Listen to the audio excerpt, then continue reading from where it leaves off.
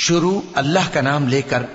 جو بڑا مہربان نہایت رحم والا ہے، اور یہ بھی کہنے لگے کہ ہم بہت سا مال اور اولاد رکھتے ہیں اور ہم کو عذاب نہیں ہوگا۔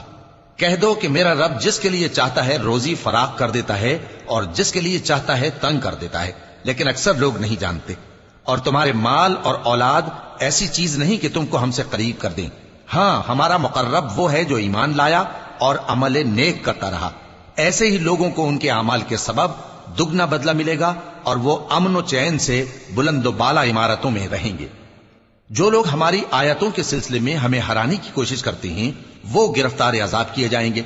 کہہ دو کہ میرا پروردگار اپنے بندوں میں سے جس کے لیے چاہتا ہے روزی فراخ کر دیتا ہے اور جس کے لیے چاہتا ہے تنگ کر دیتا ہے، اور تم جو چیز خرچ کرو گے وہ اس کا تمہیں عوض دے گا، وہ سب سے اچھا رزق دینے والا ہے۔ اور جس دن وہ ان سب کو جمع کرے گا پھر فرشتوں سے فرمائے گا، کیا یہ لوگ تم کو پوجا کرتے تھے؟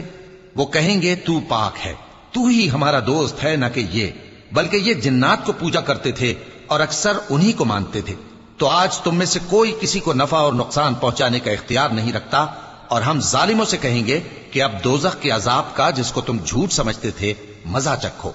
اور جب ان کو ہماری روشن آیتیں پڑھ کر سنائی جاتی ہیں تو کہتے ہیں یہ ایک ایسا شخص ہے جو چاہتا ہے کہ جن چیزوں کی تمہارے باپ دادا پرستش کیا کرتے تھے ان سے تم کو روک دے،